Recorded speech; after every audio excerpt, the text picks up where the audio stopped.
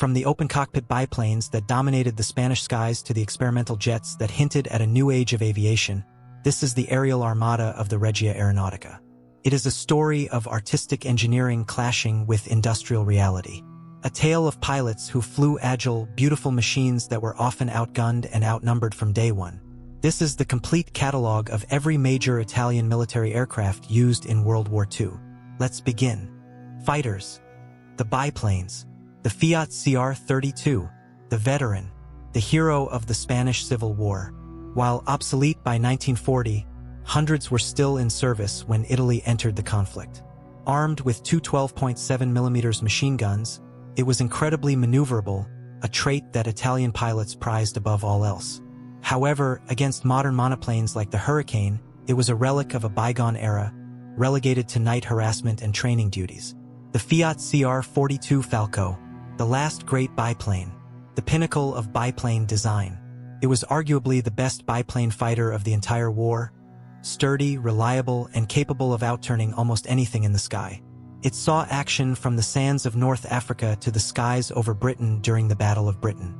Yet, its open cockpit and lack of radio equipment proved that even the best biplane was no match for a mediocre monoplane.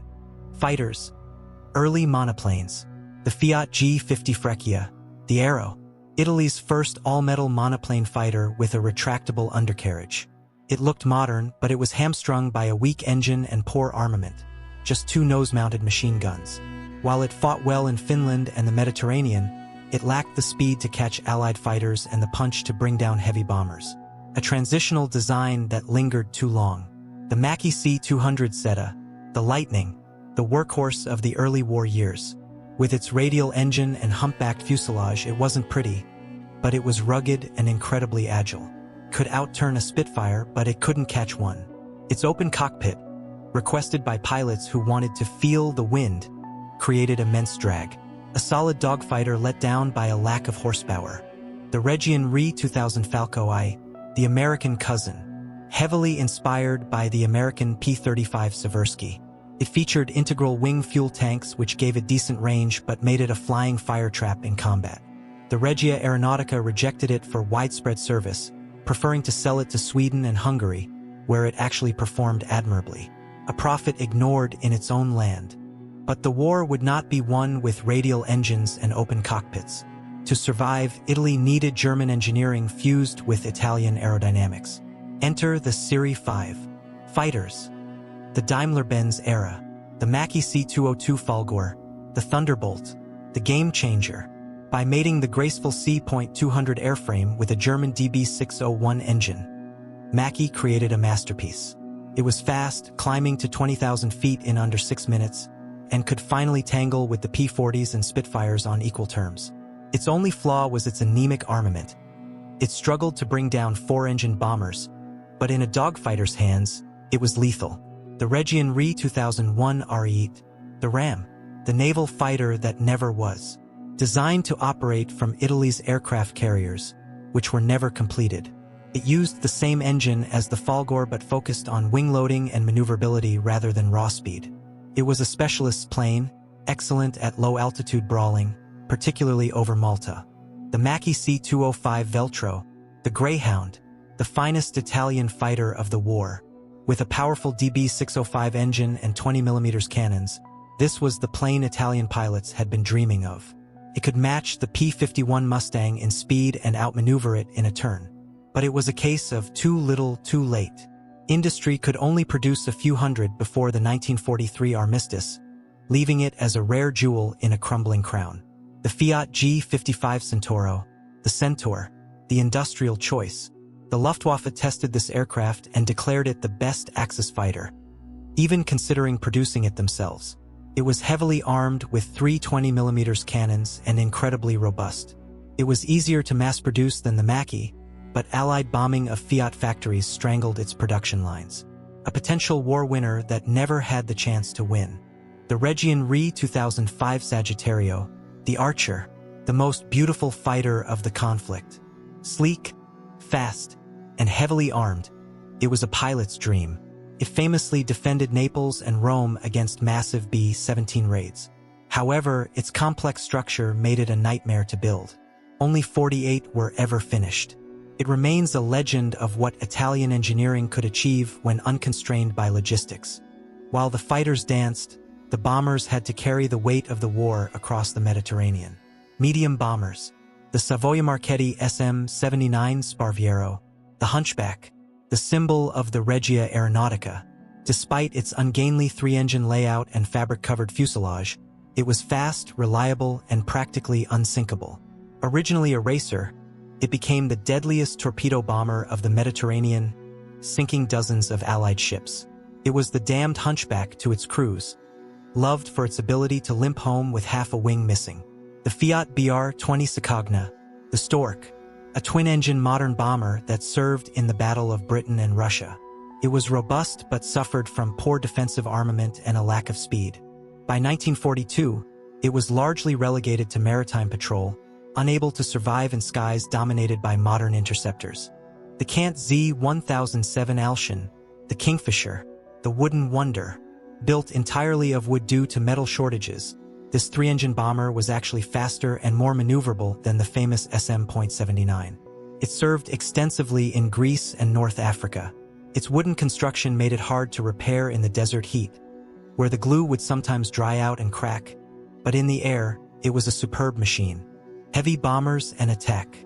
The Piaggio P108, the Flying Fortress of Rome, Italy's only four-engine heavy bomber.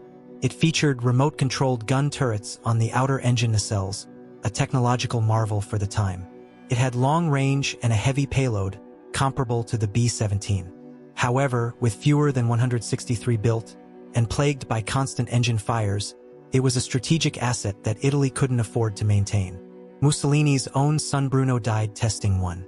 The WWII, the ground pounder, intended for close air support, similar to the Stuka. It was rugged and carried a decent load, extensively used during the early North African campaigns.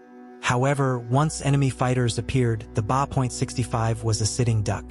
It was withdrawn as soon as faster alternatives became available. The Savoia Marchetti SM.85, the dive bomber failure. Italy's attempt to copy the Stuka.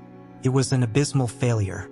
Unstable, underpowered, and terrifying to fly, the pilots refused to take it into combat after initial trials.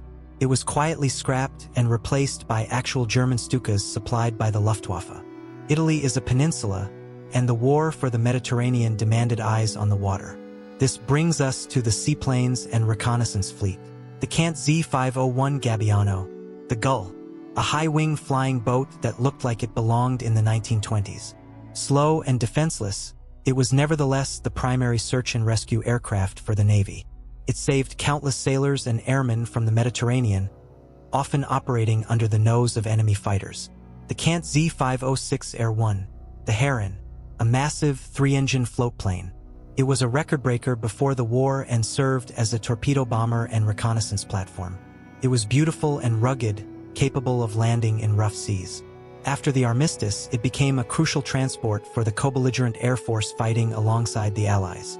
The Imam Ro-37, the Eyes of the Army, a biplane reconnaissance craft that served as the standard observation plane for the Army. Slow and vulnerable, it was the primary link between ground commanders and the Air Force. It was eventually replaced by the Caproni CA.311. The Caproni CA.311, the Greenhouse, recognizable by its extensive glazing and glass nose. It was designed for reconnaissance and light bombing. While visibility was excellent, the engines were unreliable, and it was easy prey for fighters. It served widely in Russia and North Africa, often performing thankless tasks with little glory. The Caproni CA.313 and 314, the versatile twins, improved versions of the 311 with better engines. They were used for convoy escort and torpedo attacks. Sweden purchased dozens of these, using them throughout the war as neutral patrol aircraft, a testament to the soundness of the basic airframe when maintained properly. Behind the front lines, the war was fought with logistics.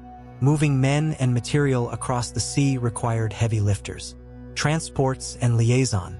The Savoia Marchetti SM.82 Kangaroo, the heavy lifter, a massive three-engine transport capable of carrying dismantled fighter planes or light tanks inside its fuselage.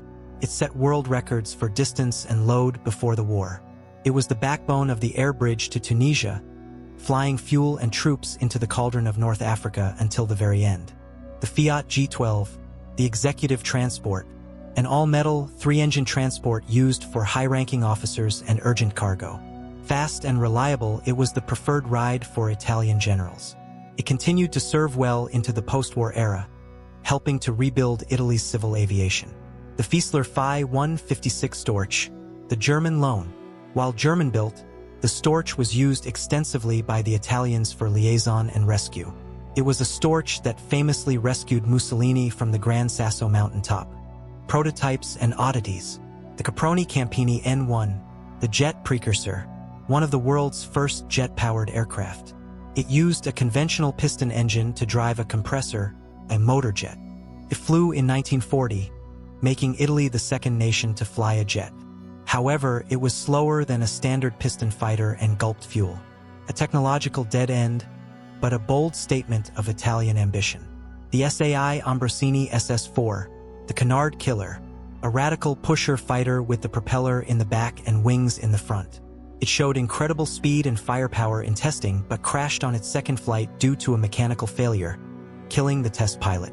The project died with him. The Reggiane Re.2003, the Scout, a two-seat reconnaissance version of the Re.2000 fighter. It was an excellent concept, a fast Scout that could fight back, but the demand for single-seat fighters was too high, and only a handful were ever built.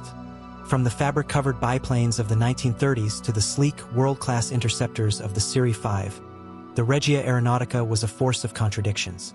It possessed pilots of immense skill and engineers of brilliant vision, yet it was ultimately grounded by a lack of industrial capacity and raw materials. It was a fleet built for a short, glorious war that found itself trapped in a long, grinding defeat. Which of these Italian designs do you think is the most underrated of the war? Was it the agile Folgore or the unbreakable Sparviero? Let me know in the comments below. And if you enjoyed this complete catalog, make sure to subscribe to Military Blueprint for more deep dives into military history.